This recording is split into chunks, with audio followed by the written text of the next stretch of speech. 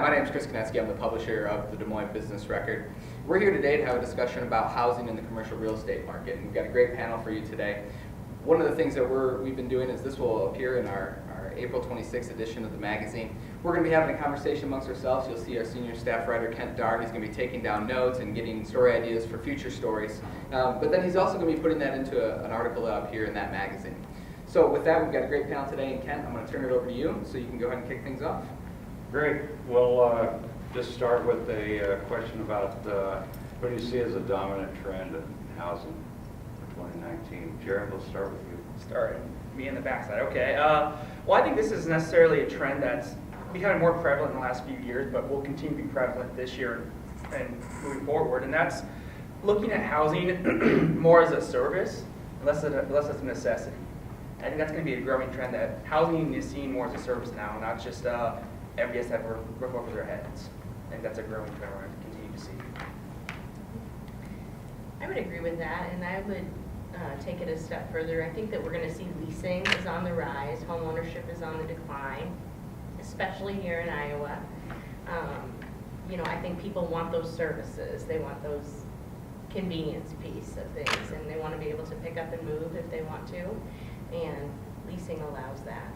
I concur. We've seen for several years that we've struggled to have affordable housing. That's one of the things we're going to talk about. So we've had a lot of multifamily occupancy because of the lack of affordable housing. We've had a couple of our contractors that have found ways to build detached association home neighborhoods, and they've really been able to get the price point down. I think we're going to see a lot more of that.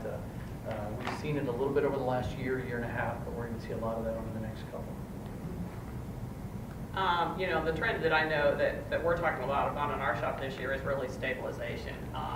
We're coming off record years of delivery. So many people, can we absorb it? Will our market take it? I've always argued, yes, they can. So I think this is the first year you're going to see downtown really come to that stabilize. We've come off, our deliveries are way down. So you'll start to see that equilibrium come back to the market, but I think it starts to indicate what kind of deliveries we can absorb here.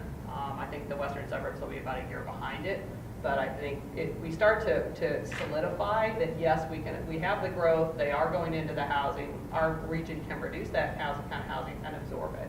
So I think this year we're starting to kind of prove out what we've all believed, like I said, first downtown and then out western suburbs. So I think it'll be interesting to see.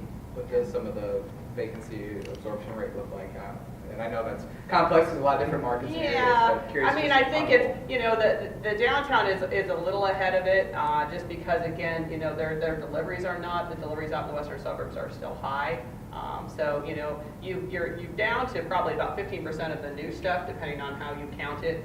But I think more importantly is that, that existing stuff that initially from those deliveries suffered, you're starting to see backfill there, and that's what we need to stabilize this market. So I think most of the new stuff has come on. It's filling up all the balance of it, both here as well as the western suburbs. I think I agree with Chris. We were at a meeting this morning with the city of Des Moines. They were talking about the deliveries of apartment units in just Des Moines Metro, and they were showing the growth of 2015, 16, 17, and then 2018 you saw quite a big dip in the deliveries of units. And you look at the pipeline, there's not a lot coming online per se in terms of apartments. There's starting to be conversations about other types of assets, townhomes, actual living residences down in Grace Station, I know, in Grace Landing there. But I think the deliveries for apartments specifically are slowing down across the Midwest, Iowa, Des Moines, even the nation as well. And we're starting to see some rent growth, even and some growth in that kind of area, I think, as we push through this supply. Yeah, and I think the retailers are starting to feel, the people down here especially, and that's a good thing. People are buying, people are eating out, people are coming to spend money, and that's really what it's all about. I want to back up for a second, since I'm the gray-haired person in the room. I don't understand housing as a service. I tend to service my home, it seems to me. Well, and that's exactly your point, though, Ken. That's what we're seeing, though, is that we're seeing the millennial generation, myself included, is we're wanting to have services. We always want to have experiences, And what really happened, I think, was everybody saw their home as an asset, and they saw it as pride of ownership. And then 08, 09 hit, and we saw a lot of people lose properties. They had to put money back into them. We just saw a stat this morning as well with the city that a lot of neighborhoods in Des Moines have not kept pace with inflation even. And what you're realizing then there is that maybe owning a home isn't what it used to be. I'm not saying owning a home in the suburbs is not a ideal, or someone may want that. It's always going to be a certain clientele. But the idea of saying I need to go spend $2,000 to replace a furnace, or I need to call my landlord and they're going to come fix that for me, or help me with that as well is one thing. As well as downtown, the service can also be the environment of downtown. The environment of having a restaurant right below and going downstairs and having food, walking back up to your apartment. So I think the idea of service as housing is what's starting to come in, and people are just realizing that home ownership may not be what it wants, and despite rates trending up, rates are still pretty affordable as well. So I think it makes sense for developers to get in there and build to scale and maximize the low cost of borrowing as well. I mean, there's still some home ownership, I guess, there as well, and you can still make a case that you can buy. But I just think that people are seeing the quality of life you can still have being a resident of a house or an apartment complex is really something I think people are starting to do. Yeah, am I just looking for a place to rest my head then?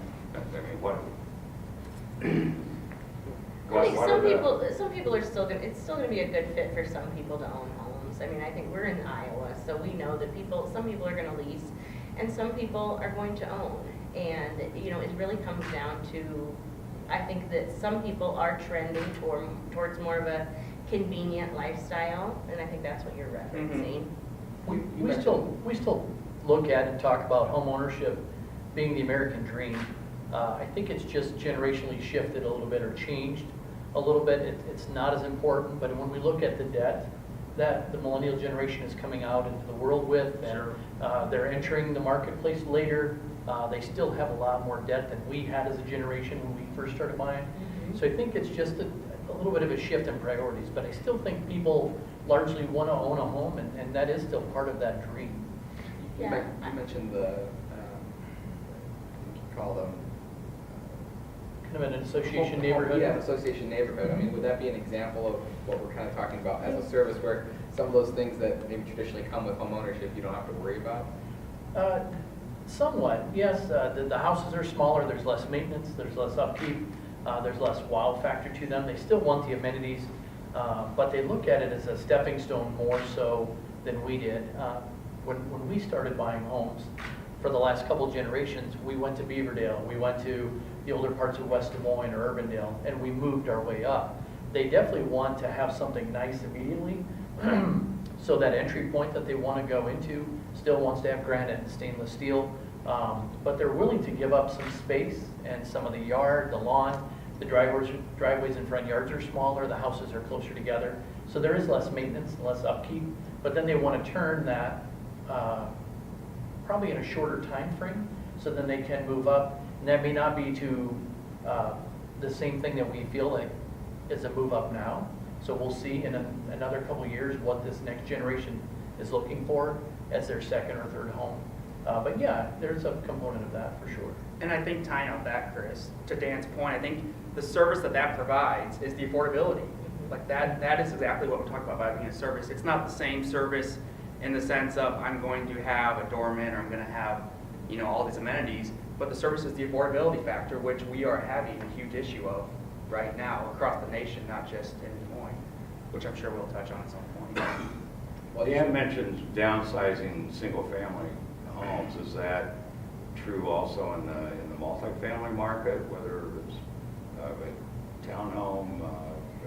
Yeah, what we're seeing at Kading is we're seeing that a lot of the millennials and the elderly people really want the same thing, actually. I mean, our average age is 42 of the person that lives with us.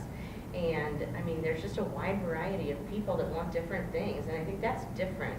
When we bought a house, everything was kind of streamlined with our age. And that was what you're supposed to do, put the 20% down, buy a house.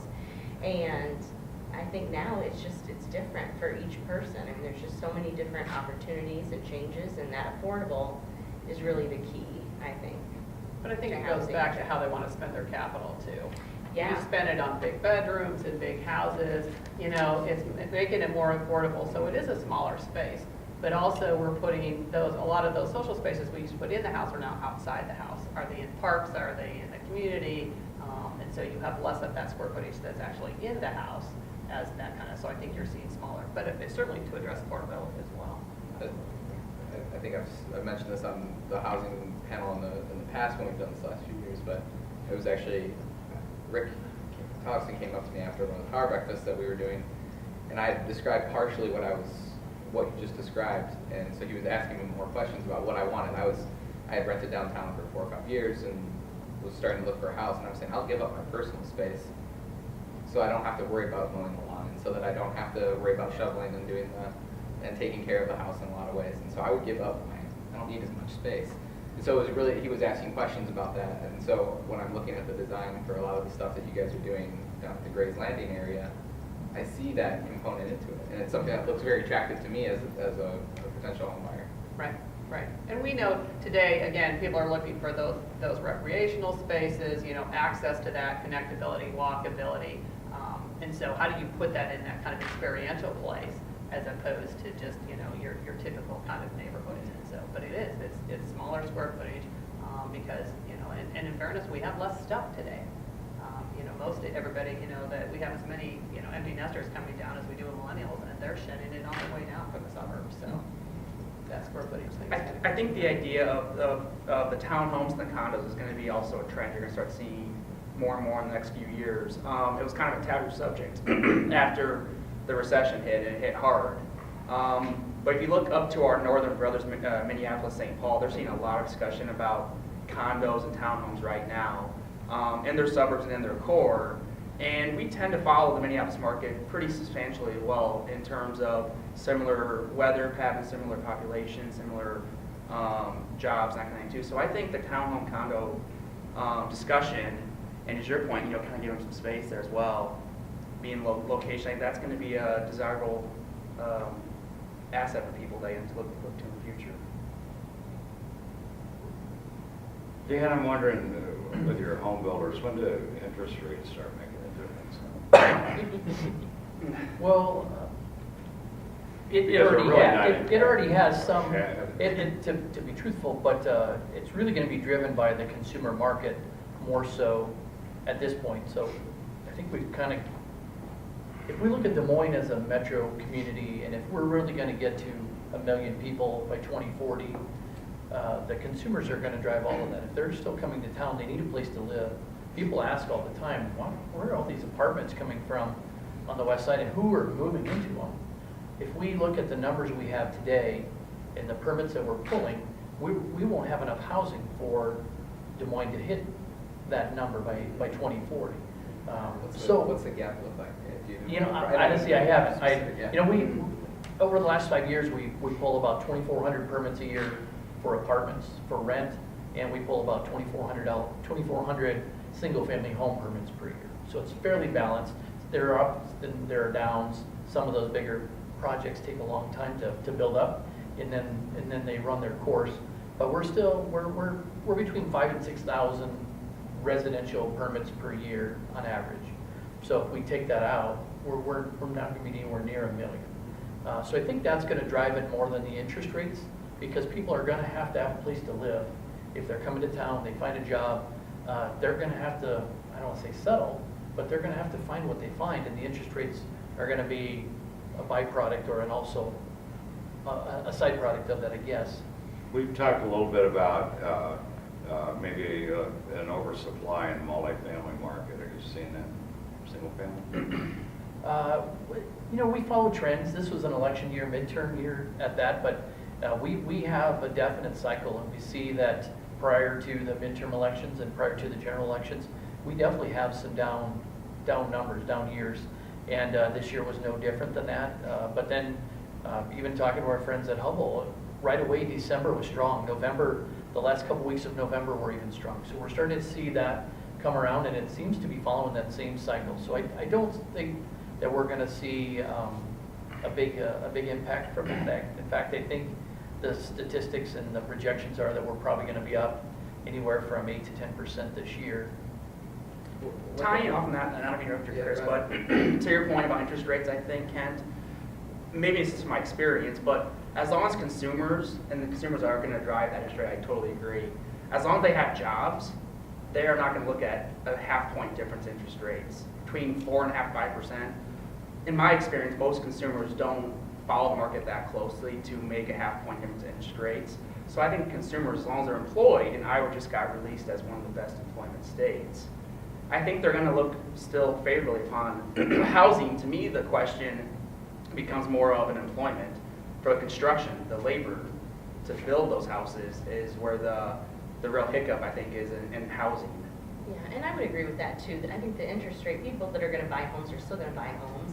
They just might not get as much if the interest rate goes up. I mean, same as it's always been. When you mentioned the midterms having an effect, what's the reason behind that? Just out of curiosity. I think it's just apprehension. Nobody knows. The unknown is out there, and nobody knows what's going to happen. It doesn't matter which side takes control. There's an unknown to both sides of that conversation. So we see that every election cycle. We see that the permits are down. Maybe not so much multifamily because of the timing of that. So once they have approval and they're starting to get pre-leasing, they're going. But single family, we definitely see a hiccup every time we're going to the ballots. Wouldn't have thought that would, but it makes sense. I just wouldn't have thought. So I'm going to go back to interest. I'm hung up on interest rates. How does it affect the investment market?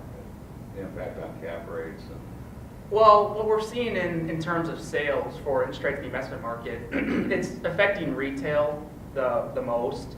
But in terms of apartments, there's still a pent-up demand, a lot of capital deployed to invest in multifamily across the nation.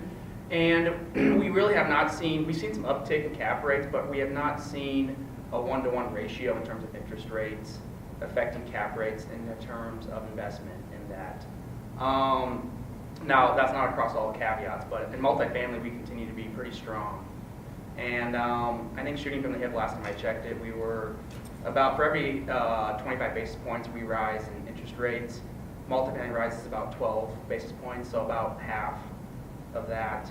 And that's just, I think, also a testament to Des Moines being recession-proof, which we just kind of talked about, and just being a great economy to invest in. We still have jobs, we're recession-proof, we're growing, we can't house everybody. So I think Des Moines is kind of bucking that trend, but interest rates, for the most part, aren't really affecting investment in the multifamily sector per se. The money that's out there, is that outside of the area, coming from within the area? It's really interesting how, when you look at the macro trends, that people invest into the major cities, New York, Miami, LA. Those investors are then pushed into the secondary markets and then tertiary markets. So we're seeing a lot of investment from Minneapolis, Chicago, Denver, not much Kansas City, but those three markets specifically, Minneapolis, Chicago, Denver. We're seeing a lot of investment from those markets into our markets because they can't find deals in their own market. And that's why I think that's going to keep our cap rates fairly compressed. Even with interest rates rising, they're going to find value, and they're going to find a way to create that value. I'd be hesitant to say we're recession-proof in Des Moines because nothing is a certainty, and we saw that. When we look at our numbers back prior to the last big recession, we were pulling significantly higher permits in that 05, 06 range than we are even last year or our biggest years. But we're definitely recession resistant. That's I'll say. Yeah, I should clarify. Not proof, but we definitely have less. Yeah. We definitely are more of a steady growth. Do you see it affecting your customers and what you decide to invest in?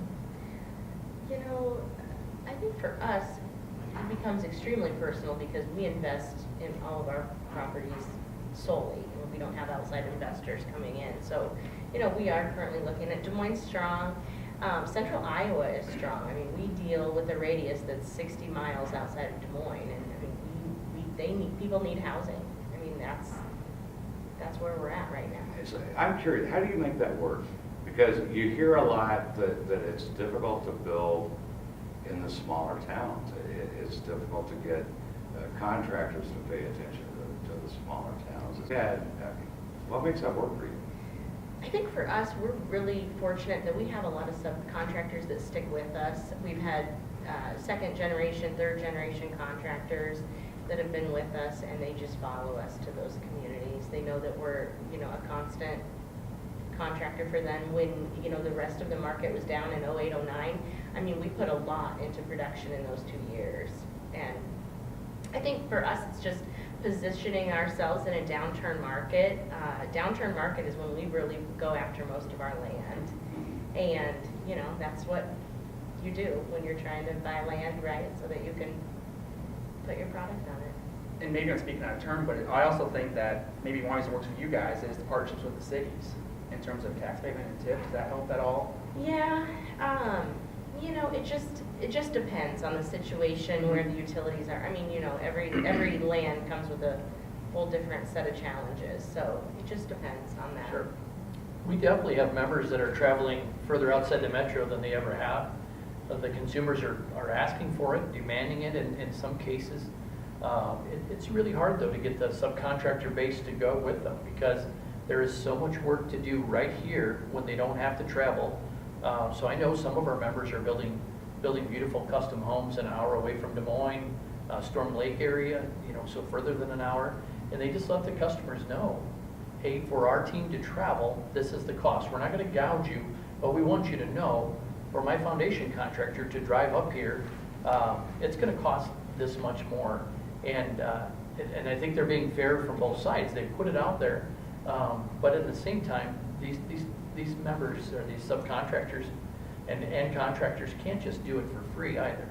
So there's a piece of that, and obviously that the skilled trades gap plays into that. The fact that rural America is starting to shrink and retract and grow back to the cities is a component of it, and I think we just have to find a way to work through it. Yeah, and I Kris? think it's probably even a bigger challenge on the one, single family home Right. than it is, on a multi-family front. Kris, I think that Gray Station project has sort of grabbed everyone's attention. You Better think? part of a year and a half now, I Yeah. guess. Any special housing, new to the market kind of housing? Well, when we put that neighborhood together, that was really the goal. I'd say today, we're all economic developers. We have to be. Jared referenced we're the best in the nation. John, I'm not going to argue we're the worst in the nation. Lowest unemployment is the last thing we want, because we have slowing job growth. You can't grow it because we don't have any bodies. So, we all play an economic development role, and to us, it was how do you bring that next unique urban neighborhood to Des Moines? So as we bring best and brightest, wherever they come from, they see a neighborhood that exists here that's unique, but also something that's replicated in other urban areas. And so, it was critical that it had, the connections to Grays Lake. That's why the bridge was critical to that neighborhood, but also the density was there. And we just talked about why, those smaller units are important. And so we tried to wrap all that together. So you have that connected neighborhood, you have close to recreation, but you're still in walkable distance to anything downtown.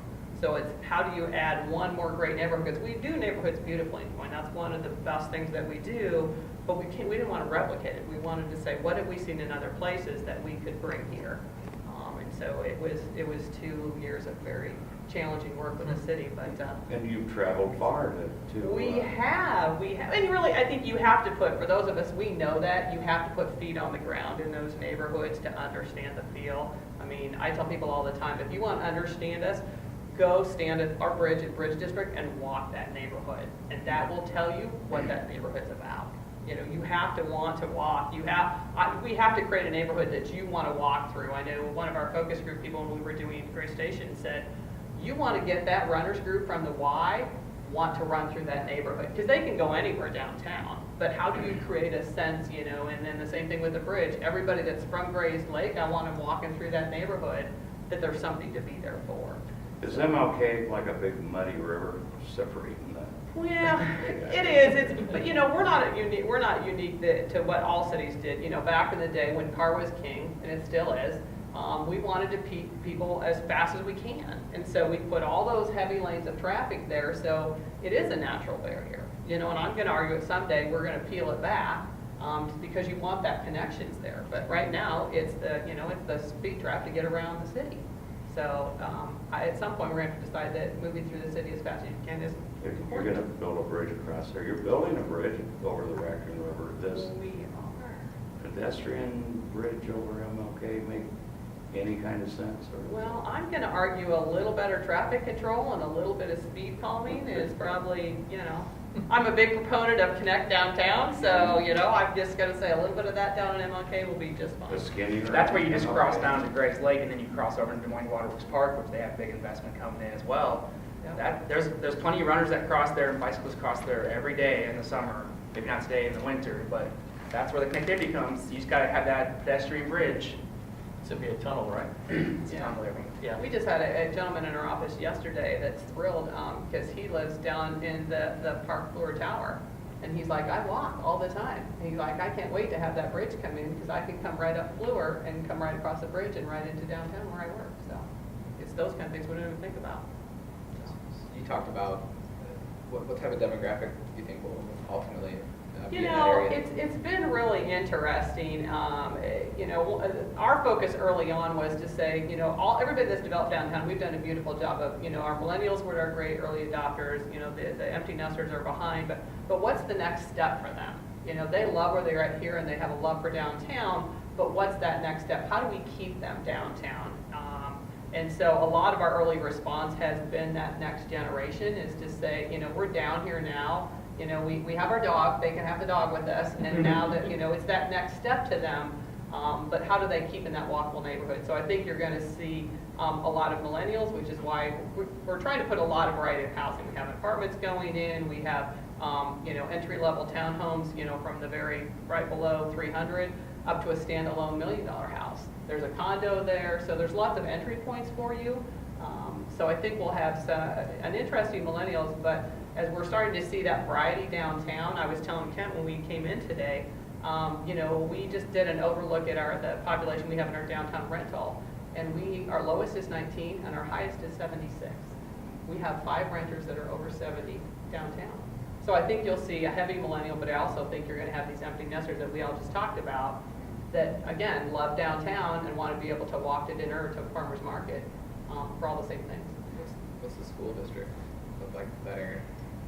Downtown school. I think the interesting part about Hopefully a school sometime. I've actually, I have a little corner down there I think would be I've actually great. argued we need a school downtown in Gray Station. That's what I said before. I said it for a couple of years now. Yeah. We need a school Right down next to there. that football stadium, right? What, Yeah. what would it actually take for that to be a Oh, school? we had that conversation before we bought the land. Yeah. But again, for the school district wants to see what's coming here, uniquely they're starting to see that growth.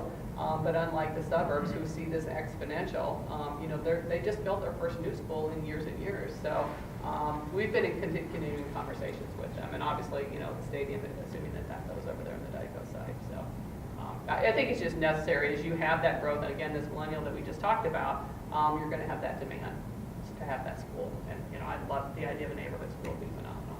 I think the interesting part about Gray Station, just thinking in a macro sense, it's probably one of the first times in Iowa we've had an urban neighborhood be developed. Yes.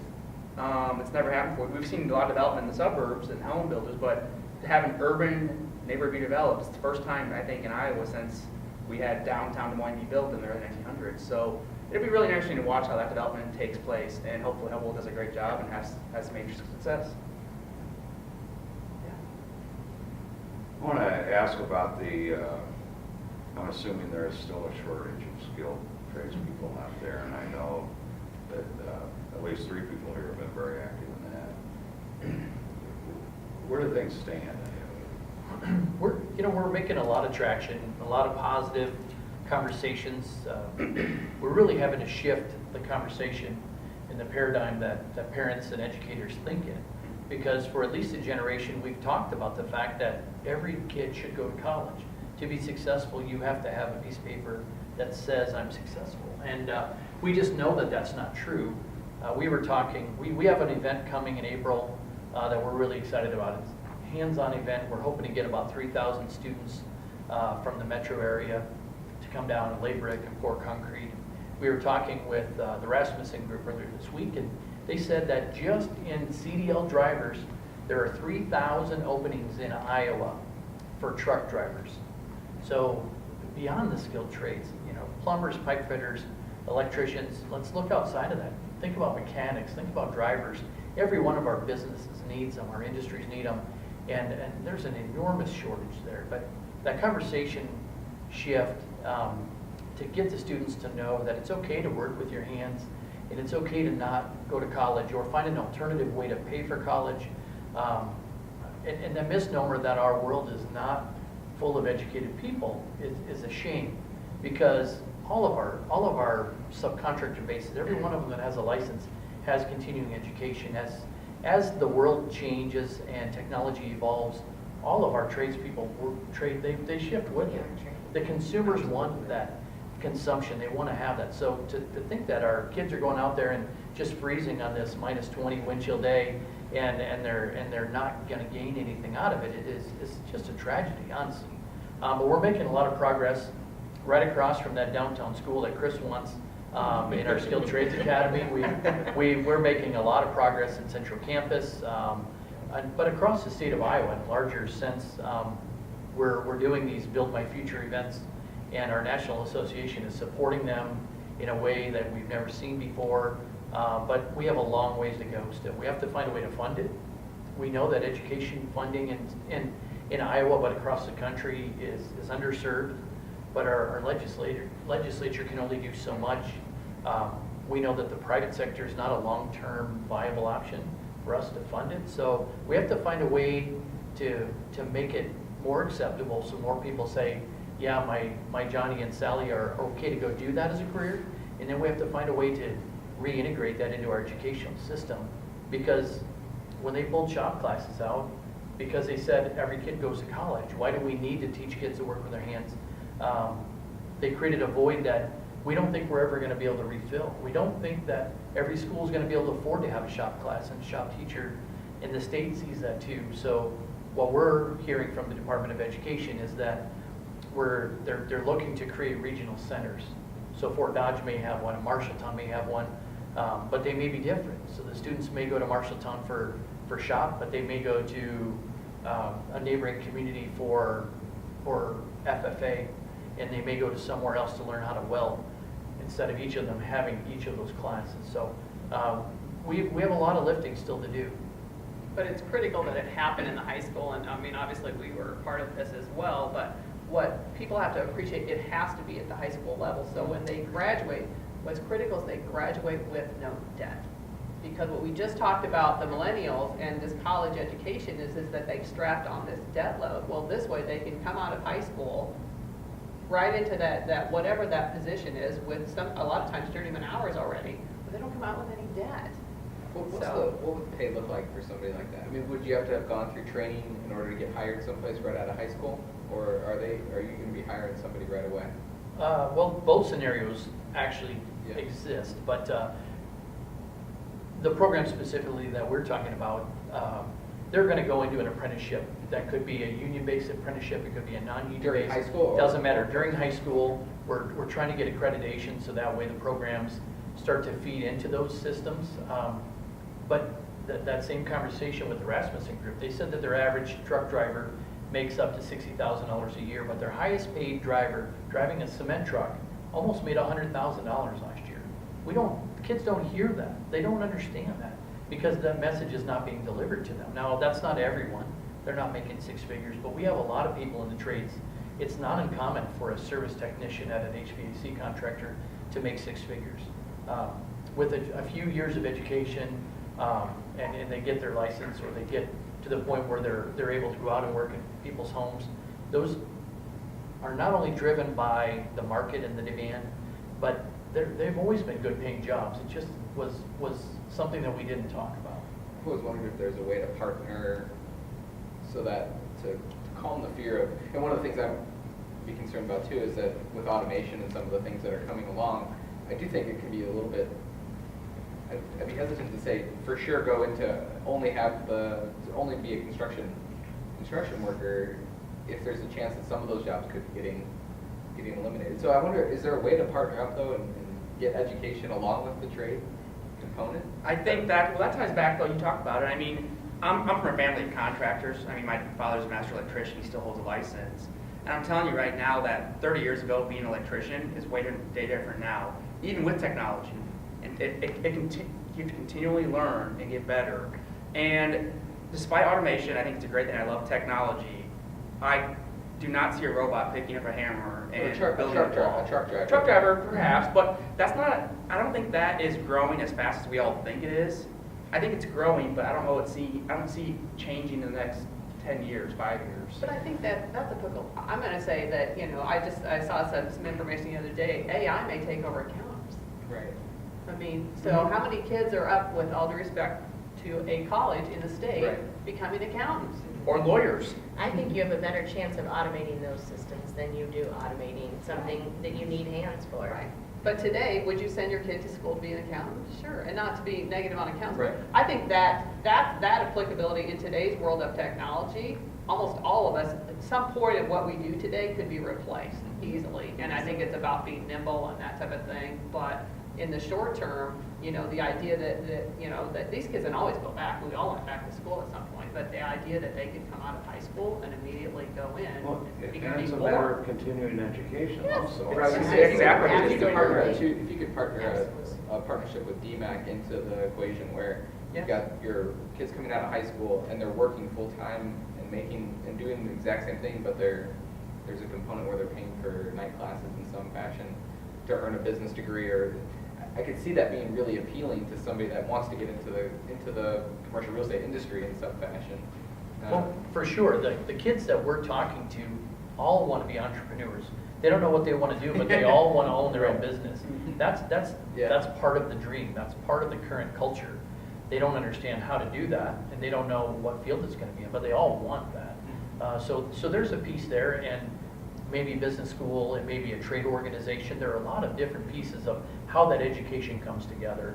And I guess I would probably kind of add on to what this conversation was just having, but I would almost think at the very least, the automation level will be probably across all fields at a proportionate level, or ours will probably be less automated or less likely to be automated, is my gut.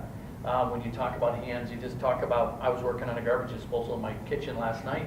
You're not going to have a robot do that, but you can scan in documents. Well, you can scan in documents and you can have them uploaded to your QuickBooks. And I mean, some of those things, the automation is so clean and simple that it makes more sense. So I would almost say that my gut tells me it's going to be the opposite of what you were just suggesting. Yeah, I would agree with Dan on that too. And I think we're automating the things that cost us the most money. And accounting costs us more money than a general laborer. I mean, it does. We'll see how long that stays. At what point Yeah. does this become a drag on the economy, or has it? Well, it is. It is. It is. Nationally, our numbers are down because we don't have enough people to start as many homes as we should be. Yeah. One, I think the piece that gets lost in the equation is the delivery time too. I mean, Yeah. not only is cost going up, but times are stretching out because of that. So what, used to come on in 90 or 120 days is now 180 or beyond. And so you're seeing them stretch out just because, you used to be able to back trades up and you just don't always have that availability, so. That's when your cost of money is going to really start to Yes. affect things. Yes. As you start to deliver, and then you're paying utilities and you're paying taxes sooner. All those things start to compound. What I will say to that, though, that the other side of that equation is actually good for multifamily.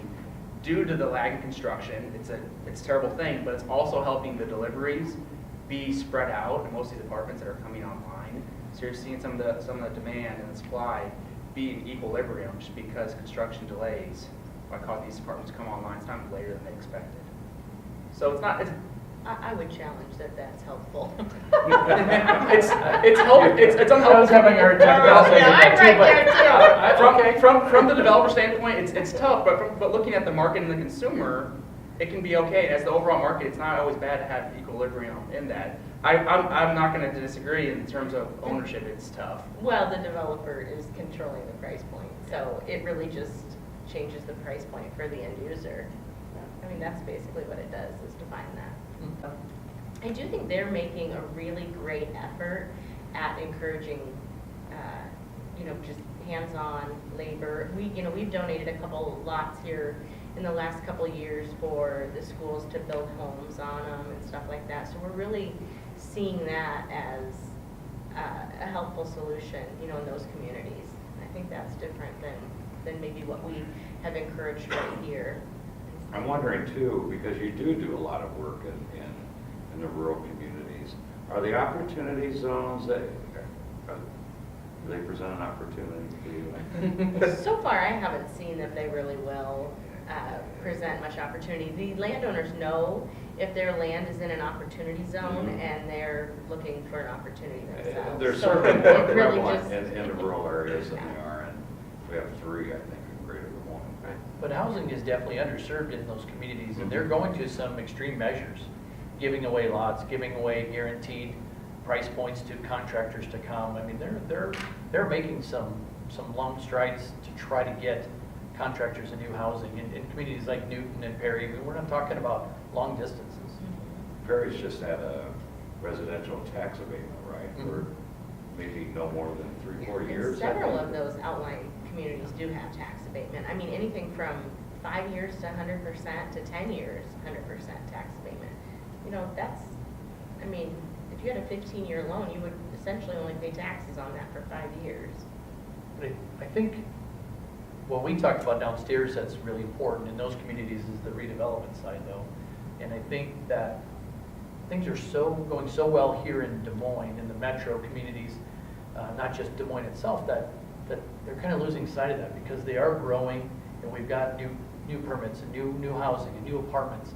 And so I think it seems to be the trend that they're trying to make it a little more and more onerous to us to try to develop and build and remodel and redevelop in some of these communities. And we were just talking about new zoning ordinances that are trying to be put in place in 2 communities around the metro that will require things that are going to be detrimental to affordable housing.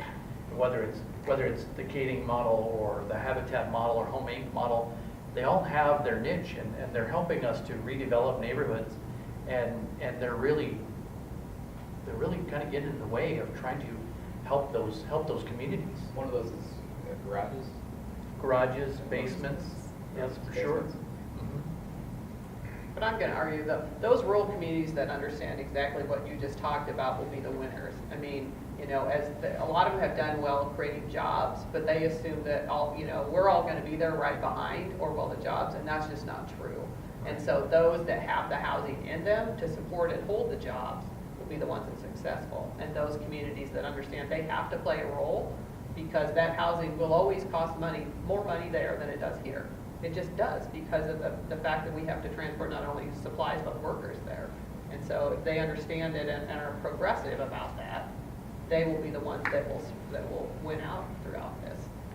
If they're close enough to a center where there are jobs. Agreed. So Agreed. that's where Yeah, Newton they and have to Perry, have they the might be jobs. under area. But I would argue that a lot of them, we get a lot of calls all the time.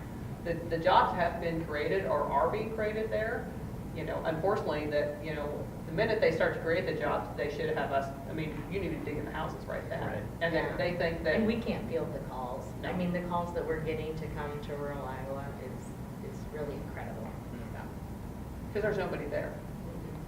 Are there incentives for that? I guess because I want to talk a little bit more about trying to get affordable housing. Just seems to divide this area, or coming up with a solution for it. And I know Pleasant Hill, they had the single family project there, and I think there's another one in Greater Des Moines, probably more than I'm aware of. I know on the multifamily side, Kading provides workforce housing, certainly Hubbell does, but in scale, I mean, we just can't seem to get there. What's the... I tell people all the time, it's math. There's no science to it. It's math.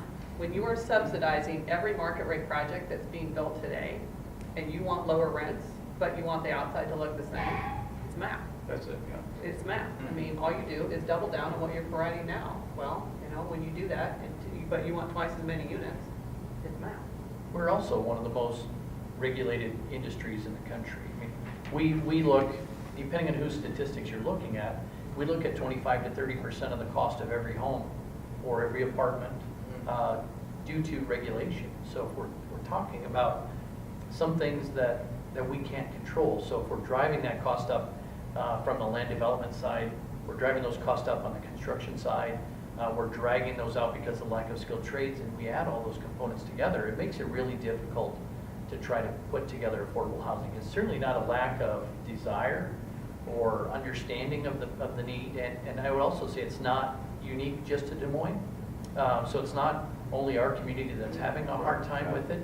And then when we add the component of the next generation expecting granite and stainless steel, and because those are things that they grew up with, it really compounds itself quickly. But the burdensome overregulation is really difficult for us. You know, think about a $300,000 house. Think about the cost just for the governmental oversight and the things that they're mandating. And I'm not advocating or saying that all of those things are bad. I truly am not. But some of them are definitely an overreach, and we're constantly trying to combat them. We're trying to say what's fair, what's right, what's reasonable. Well, so the city of Des Moines is doing a major rewrite of its zoning codes to go to form-based zoning. Is there anything there that's going to make it easier, or is it going to add an extra burden to? Oh, it's not going to make it easier. There's no doubt. We were at a zoning hearing earlier this week, and I wasn't going to pick on any communities specifically. No, but Des Moines has been out there. Their zoning ordinance, we've been working on it for 15 to 18 months. I guess I don't know exactly when they started it, but it's going to make it more expensive and more burdensome to build in Des Moines. And then even more so if you're on the Habitat, Home Inc., or Kading type of a plan, because when you're redeveloping a blighted neighborhood or a home that needed to be torn down, adding that cost and those burdens, think about the Birdland neighborhood. All those houses that flooded, Habitat went in there and they've built 30 or 40 houses over the last year and a half. All those homes now, if they have to have basements, that water table's so high, how does that work? Those homes were not designed, and those lots aren't big enough for garages. So now if they're going to mandate a garage, how do you do that?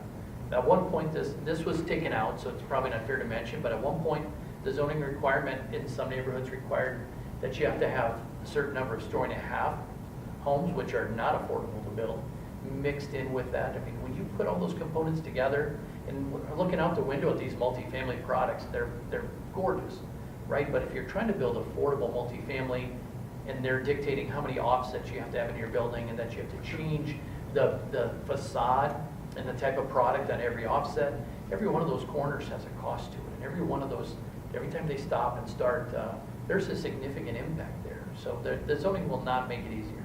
Just to really put it on a simple level, I think I've heard Rick Tollickson at Hubbell complain that you want me to build an affordable house, don't tell me to put hardy board siding on it. You know, I mean, Yep. It's math. It's math. It's materials. You have X amount of square foot, and it's math. You know, I mean, we can tell you the per square foot cost of every exterior material you want. Yep. You pick the highest one. It's math. What's the city trying to, with the code, what are they trying to accomplish with that? Obviously, because the city wants affordable housing too, so it seems as an interesting, and what are you trying to accomplish in that situation? I don't know that any of us can answer that. I think it's very it's contradictory, really. They're really looking for ease and consistency, but when you listen to the conversation take place in the room, they still want to have their own flexibility and oversight and I don't say stepping around, but making exceptions. The problem with that is that then you're creating a rule or an ordinance to be something that you can maneuver around, and it really draws out the process. Their intent, I think, is noble, and people will complain or support form-based code. That's really not what this is about. But Des Moines is actually trying to make their process more consistent, more streamlined. They're trying to be more competitive with the neighboring communities, and I just don't think that they're going to get there on the path that they're currently on. That's just my opinion, but. Yeah, and I would agree. I think that people will look to Pleasant Hill, Altoona, Bondurant. I think people will look outside. You know, that's interesting points he's made, Karie. I think because every city you just mentioned is on the east side. I know there's always a lot of talk about the West Des Moines and crimes and, you know, way out there in Clyde. But we always forget the east side actually has a lot of things going for it too as well in Des Moines.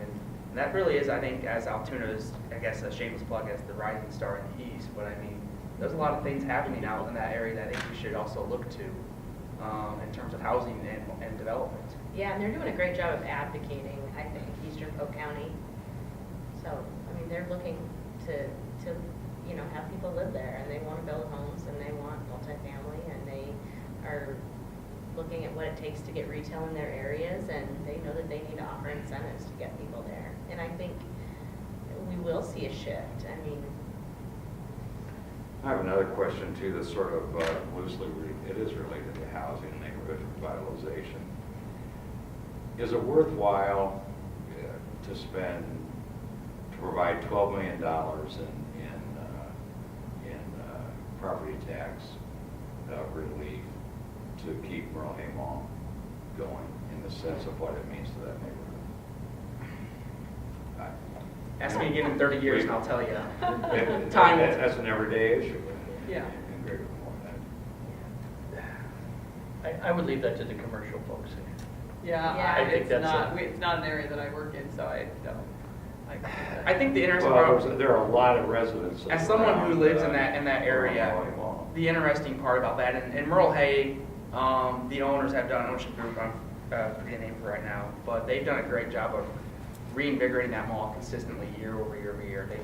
They brought in the Flicks Brew House, and they're doing everything they can to keep it going. And I think the interesting part of that mall is just the location of it. Having part of it sit in Urbandale, part of it sit in Des Moines, makes it a really challenging on the ownership of how they are going to find the best use for that location. In terms of, are the dollars, should they go there or not? I think in terms of any time you have a city subsidizing any project, it's always easy to say no in the beginning, or say yes in the beginning, depending on which side of the coin you fall. But really, that's a timing, I think, thing. I think time will always tell whether things are right or wrong. And I don't have the answer, whether it's right or Well, wrong. my reason I asked that question is the neighborhood was identified in a housing study as one that's teetering. It's right there. It's going to go. It has good housing and it has neglected housing, and it has a fairly vibrant retail scene that's been redeveloped at Merle Hay and Douglas in the last, 6 or 7 years, I suppose. But still, what's the level of public investment? When do you ask the folks in the neighborhoods to maybe step up a little bit? The one thing I will say, and I'm not, this is segueing a little more too, but Iowa's commercial property taxes are already pretty high enough. So to ask any residents to come in to help give tax dollars to some of those developments can be tough. But we do have an issue of high property taxes that does need to be addressed. And I should back up just for a second and point out that Liz Holland, whose family developed Merle Hay Mall, took shop class in high school. I will say, if we're talking about that area from a housing standpoint, one of the unique pieces about it, if we can provide affordable housing there, is connectivity with the mass transit system, which is something that, no, I'm not throwing darts at DART, but they're not everywhere. So we have corridors, when we're talking about the west side, we have some new restaurants in Waukee that had to delay their openings for several weeks because they didn't have staff. They couldn't find people to come out and work, not just because of unemployment, but the lack of affordable housing and connectivity, where that Merle Hay corridor has a lot of bus routes, a lot of DART routes that service there and can connect people with downtown in a pretty short amount of a time. So I do think that there are some benefits from that corridor having more housing in it. And if we're talking about the Sears Auto Center being demolished and putting up apartments or something that's a little bit more affordable, I think there is definitely some merit to that. I don't know if I can justify 12 million or say that that's good or bad, but Well, there are maybe it was definitely- wrong for me. That's No, but- actually going to be the dollar. Right, but there are some benefits from a housing standpoint for that area and that corridor. Work that they need to They really don't. advance it. in the amount of time that we needed. Well, we're just about out of time, so the last thing we try to do is give each person a chance to give kind of a closing statement, but in particular, there's a number of topics we could have talked about today, so if maybe you could bring up something that maybe we haven't talked about already today. So, Jared, I'll have you go and start. Oh, right off the bat here. Yeah, I don't know if there's anything we can really talk about. I guess I kind of hinted at a little bit. It was just the property tax relief, I guess. And I know that we're talking about having a sales tax.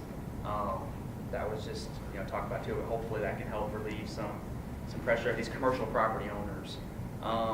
Because despite what people think, we do share most of the burden for property tax. I think that's something that we should will be talked about as we move forward as well. I think, this is a repeat, but I think, our drive is obviously affordable housing. I mean, that's really what we do. It's our focus. Whatever's attainable, we're looking at what do people make, what can they afford, what can we put out that people can essentially pay for and still live the lifestyle that they want to live, and all while creating a home. I mean, our best amenity is a front door, with no common hallways, and little land area. And then also having the convenience of pushing snow for them, mowing yards, taking care of anything that breaks down in the unit, kind of that convenience piece that we talked about. So I think, looking towards 2019-20, I'm really interested to see what the city of Des Moines does here with this zoning code, but I think that affordable housing is, really what we need to focus on, from a residential and multifamily. If you could, standpoint. Magic wand style, if there was one thing that could change to make it easier for you to be able to provide the affordable housing, what would that look like? I think it's probably the red tape that Dan's talked about. I mean, that's really what drives the cost. I don't have anything new, but I'm not going to repeat what the two of you said, so if that's fair. Skilled trades, that gap, changing that narrative that I mentioned earlier, those are probably where we spend the majority of our time as an association right now, short of the codes and dealing with the municipalities. And I think we really want any influencer out there that has the ear of the next generation or a student and they have their best interests in mind, reach out to us and talk to your people in your school district, the educators, the guidance counselors. Let them know that there's nothing wrong with swinging a hammer and getting dirty a little bit and earning a good living. It honestly, for the four of us, that's why we're here today. And I think I can venture to guess that we're all living a very good life, when we're talking about what we do and how we do it. And we all love it. And there's a great passion and great sense of fulfillment that goes along with the good earning that you can live. Look up our Build My Future program. It's going to be in April, so this may be a little bit dated in a couple months, but just go to YouTube and search Build My Future in Springfield, Missouri, and you'll see the template that we're bringing here to the Metro. This will be an annual event, but it'll really give kids the opportunity to see that there are other opportunities out there, and just continue to have that discussion. We send a tremendous amount of students to college every year in Iowa. We're very proud of that. What we don't talk about is that each year 25% of them don't come back. So the amount of kids that are coming out of school with debt and no foreseeable path out of it is staggering. And it should shock all of us, but we don't talk about it. So let's talk about it. Could be a way to pay for college. It could be a way to know what you want to do after college and become an entrepreneur, or it could be a way to provide a path instead of college. We need to talk about it more and get to a point where it's definitely more acceptable in our worlds. And from experience, it's fun actually. Yeah. It's fun to fix stuff. I mean, I work around properties. It's fun to put on a fill-up once in a while, not be in a full suit and fix stuff. It's very fulfilling. It's filling. It really is. It's very fulfilling to say I helped. I know Kris probably has every time she looks at her buildings to say I helped build that. And I'm telling you, it trickles down to the contractors. Contractors do have that pride in working with their hands. So, Quick story. So I've got a good friend of mine that's a physician, and I was telling him that we were finishing our basement, and I have a daughter that's a senior now and a daughter that's a freshman, but this was 4 or 5 years ago, and we were finishing the basement, and I taught him how to set cabinets and they installed the hardwood floors and they set doors, and so I was telling him about it, and he says, will you teach me how to do that? I really want to know. And I thought, he's kind of being a wise guy. I said, no, Dan, seriously, I would love to know how to do that. So we have a generation of people that don't know how to switch out lights. They don't know how to set cabinets. They don't know how to set doors. And it should scare all of us. One of the business to be in 15 years is a handyman service, because there are a lot of people that don't know how to do these things that we all may think is just a basic part of our operating day in our lives. So. I don't know what you're talking about. That doesn't sound like. Well, I'll tell you I've got a father-in-law and I've got a good friend, and I make sure that they're there to help me with those type of things. Yeah, So- right. Take care of them Why well. you say I do. I mine take are care Right, of food and beverage Yeah. food and beverage as they come work. My parents were building their first and only home, and a friend of my dad's, my dad and my uncle built it, was setting doors. And it was the most fascinating thing I'd ever seen. And that triggered in me then, and that's not what I do for a living now, but I get an interest in building and things and learning how things are built and all of that. It's a craft. Yeah. It was It really intriguing. is. Yeah. It's a craft and an art. I'll never forget it. Just clear as day now as it was then. Well, I'm gonna advocate for economic development. I think as a region, we're doing so many things beautifully. We lead the region in job growth and population growth. But, we also have the lowest unemployment rate, and now we're 3 months in, which is not a good thing for us.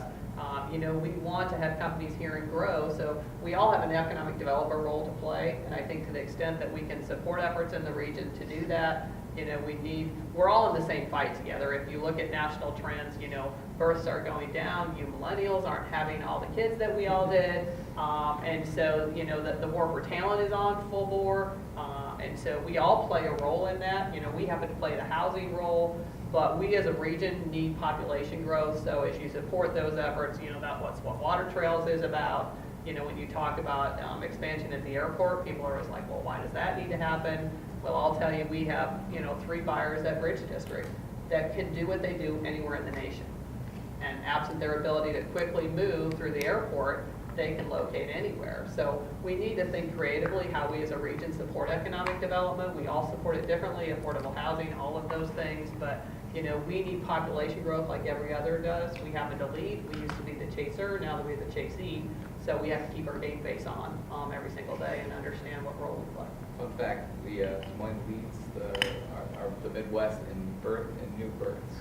So we might not be birthing children at the same rate maybe we were a couple decades ago, but collectively we're doing well. So Another number one. you got it. There you go. There you go. We do so many things well. So you just gave Jared an out, so Yeah, I think so. Yeah. Well, that's going to do it for us today. Big thank you to everyone on the panel today. If today's discussion spurred a story idea that you'd like to reach out to us on, Ken's information will be up on the screen so you can reach out his way. He's always on the lookout for new story ideas and things that we can be writing about in a variety of our products. This is just one of 5 discussions that we had as part of the annual real estate magazine, so you can check that out at businessrecord.com/AREM. You can view all the videos from each of the different segments. So thank you again for a great discussion today. Thank you. Thank you. Thank you. Thanks.